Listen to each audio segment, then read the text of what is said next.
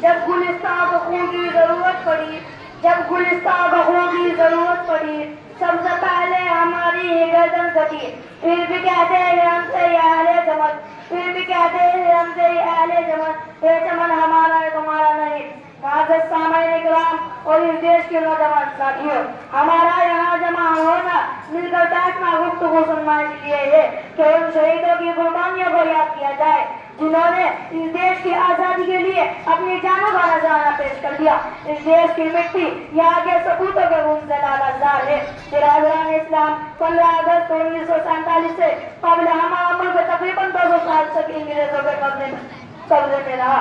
یہی برنگی اس ملک کے سیاست کے مالک تھے، ہر چیز پر ان کی حکومت تھی اور ہم ان فرنگیوں کے جانب سے ہونے والے ہر مظالم سے بیزار تھے۔ ہندوستانیوں پر بے پناہ مظالم ڈھائے گئے، کہیں ہماری عزتوں کو پامال کیا گیا تو کہیں سلیے پر چڑھایا گیا تو کہیں توپوں کے اوپر رکھ کر اس دیش کے نوجوانوں کے جسم کو ہوا میں اڑایا گیا۔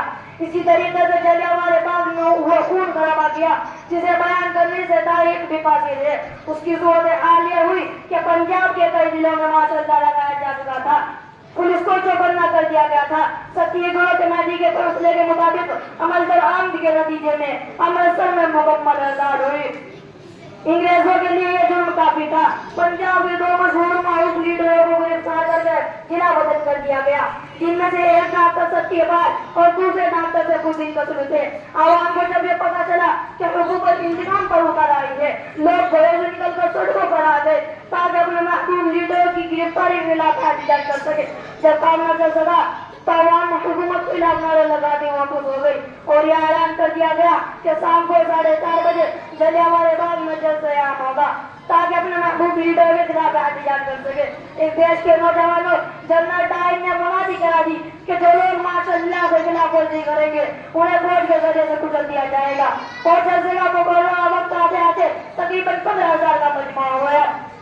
جب جنرل ڈائر کو اپنے گام میں معلوم ہوا کہ شام کو 4:30 بجے جلیانوالے باغ میں جلسہ ہو رہا ہے تو وہ اپنی فوج کے ایک دستے کو لے کر موقع پر پہنچ گیا۔ ڈائر نے دیکھا کہ ایک چکی اسٹیج پر تقریر کر رہا ہے اور مجمع خاموشی سے سن رہا ہے۔ اس کے حاکمانہ غرور کو ٹھیس پہنچی کہ بندوقیں عام ہونے کے لیے بیچان ہے، لیکن کوئی ڈر نہیں، کوئی خوف نہیں۔ ڈائر نے مارے غرور کے فوراً فائرنگ کا آرڈر دے دیا۔ پھر کیا تھا، موت سے راسیمہ بھاگی پھرتی تھی، کس کی روح قبض کرے۔ ایک فائرنگ میں کئی لاشیں زمین پر تڑپنے لگتی۔ مجمع گولیوں کی بوتال سے بھاگنے کے لیے راستوں کی طرف چھوڑا کہ کسی طرح باہر سے نکل جائے، مگر فوج اور پڑوں تو وہ کھڑی تھی، بھاگنے والوں کو وہیں کھول کر رکھ دیا۔